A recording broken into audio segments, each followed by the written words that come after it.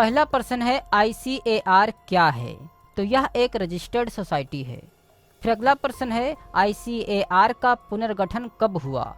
तो इसका पुनर्गठन 1965 और 1972 में हुआ था।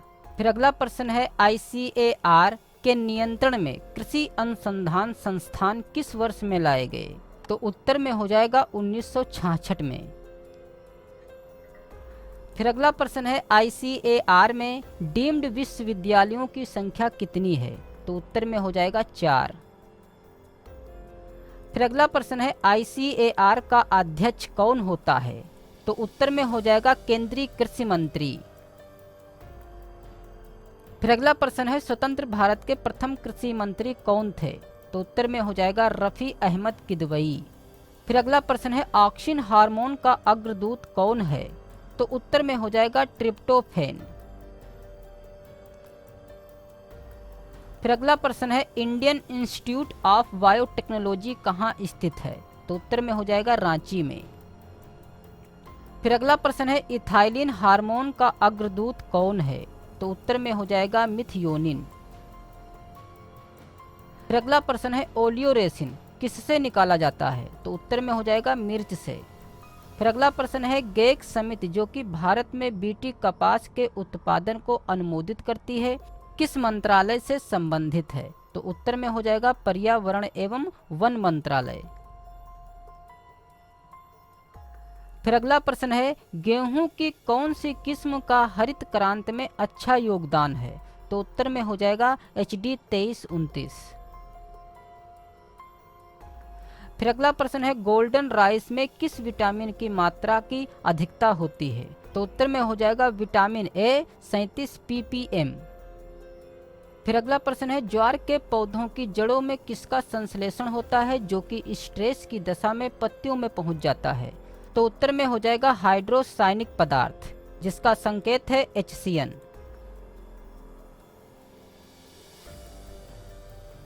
फिर अगला प्रश्न है drug controller general of India के द्वारा मवेशियों में उपयोग की जाने वाली किस दवा को पूर्णतः प्रतिबंधित किया गया है? तो उत्तर में हो जाएगा डाइक्लोफेनाक। फिर अगला प्रश्न है तंबाकू के पौधों की जड़ों में निकोटीन का संश्लेषण होता है जबकि उसका संग्रह कहाँ होता है? तो उत्तर में हो जाएगा पत्तियों में। फिर अगला प्रश्न है दूध में किस तत्व की कमी पाई जाती है? तो उत्तर में हो जाएगा लोहे की जिसका संकेत है Fe। फिर अगला प्रश्न है देश का दूसरा केंद्रीय कृषि विश्वविद्यालय कहाँ अवस्थित है? तो उत्तर में हो जाएगा झांसी में। फिर अगला प्रश्न है देश का प्रथम कृषि विज्ञान केंद्र जो कि पांडिचेरी में है कब स्थापित किया गया? तो उत्तर में हो जाएगा 1974 में। फिर अगला प्रश्न है देश का वन आच्छादित क्षेत्रफल कितना है? तो उत्तर में हो जाएगा 23.82%। फिर अगला प्रश्न है देश में कुल कितने कृषि विश्वविद्यालय हैं? तो उत्तर में हो जाएगा 65। फिर अगला प्रश्न है देश में केंद्रीय कृषि विश्वविद्यालयों की संख्या कितनी है? तो उत्तर में हो जाएगा 1 जो कि मणिपुर में है।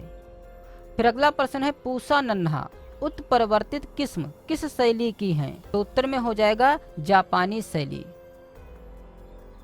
फिर अगला प्रश्न है पृथ्वी पर मात्रा के आधार पर मुख्य एंजाइम कौन सा है? तो उत्तर में हो जाएगा रूबिस्को। फिर अगला प्रश्न है प्रत्येक वस्तु इंतजार कर सकती है किंतु खेती नहीं किसने कहा था? तो उत्तर में हो जाएगा जवाहरलाल नेहरू ने। फिर अगला प्रश्न है फलों व सब्जियों के उत्पादन में भारत का विश्व में कौन सा स्थान है? तो उत्तर में हो जाएगा दूसरा। फिर अगला प्रश्न है फूलों के उत्पादन तथा क्षेत्रफल में प्रथम स्थान रखने वाला राज्य कौन है? तो उत्तर में हो जाएगा तमिलनाडु और दूसरा स्थान कर्नाटक का है। फिर अगला प्रश्न है बेलपत्र किसका अच्छा स्रोत है? तो उत्तर में हो जाएगा मार्मेलोसिन एवं राइबोफ्लेविन। फिर अगला प्रश्न है भारत का दुग्ध शहर कौन सा है? तो उत्तर में हो जाएगा आनंद।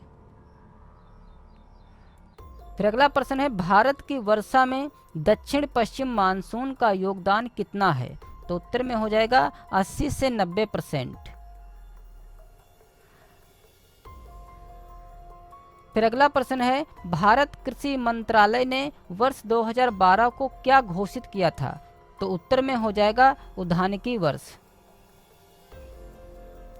फिर अगला प्रश्न है, भारत ने वर्ष 1965 में अपना प्रथम एक्सपोर्ट प्रोसेसिंग जोन कहाँ खोला? तो उत्तर में हो जाएगा कांदला।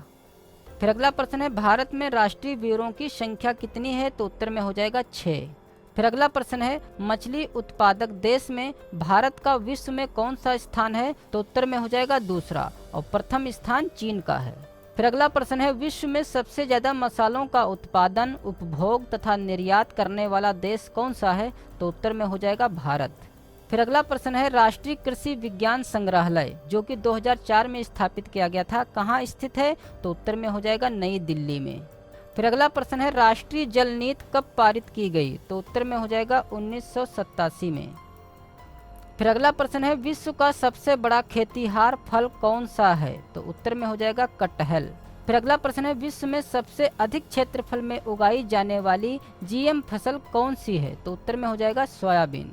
फिर अगला प्रश्न है, मेडागास्कर में विकसित धान की रोपाई विधि किस वर्ष में हुई? तो उत्तर में हो जाएगा 1983 में। फिर अगला प्रश्न है, वर्ष 2008 में स्थापित एशिया का सबसे बड़ा ट्यूलिप गार्ड कहाँ है? तो उत्तर में हो जाएगा श्रीनगर में। फिर अगला प्रश्न है, सबसे अधिक कॉफी उत्पादन करने वाला राज्य कौन है? तो उत्तर में हो जाएगा कर्नाटक। फिर अगला प्रश्न है, सबसे अधिक चाय उत्पादन करने वाला राज्य कौन है? तो उत्तर में हो जाएगा असम। फिर अगला प्रश्न है, सबसे अधिक रबड़ उत्पादन करने वाला राज्य कौन है? तो उत्तर में हो जाएगा केरल। फिर अगला प्रश्न है, सबसे कम उर्वरक उपभोग किलोग्राम प्रति हेक्टेयर करने वाला राज्य कौन है? तो उत्तर में हो जाएगा अरुणाचल प्रदेश। फिर अगला प्रश्न है, सब्जियों के उत्पादन तथा क्षेत्रफल में प्रथम स्थान रखने वाला राज्य कौन सा है? तो उत्तर में हो जाएगा पश्चिम बंगाल, जबकि दूसरा स्थान है उत्तर प्रदेश का। फिर अगला प्रश्न है, सर्वाधिक उर्वरक उपभोग किलोग्राम प्रति हेक्टेयर करने वाला केंद्र शासित प्रदेश कौन सा है? तो उत्तर में हो जाएगा पुडुचेरी। फिर अगला प्रश्न है, सर्वाधिक संख्या में कट फ्लावर्स का उत्पादन करने वाला राज्य कौन सा है? तो उत्तर में हो जाएगा पश्चिम बंगाल। फिर अगला प्रश्न है, सिस्टम ऑफ राइस इंटेंसिफिकेशन में बीज दर क्या होती है? तो उत्तर में हो जाएगा 5 किलोग्राम प्रति हेक्टेयर।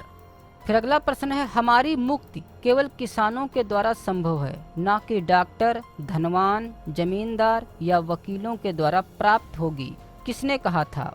तो उत्तर में हो जाएगा महात्मा गांधी ने। फिर अगला प्रश्न है, हांगकांग में पहली बार एवियन इन्फ्लुएंजा अर्थात बर्ड फ्लू कब शुरू हुआ?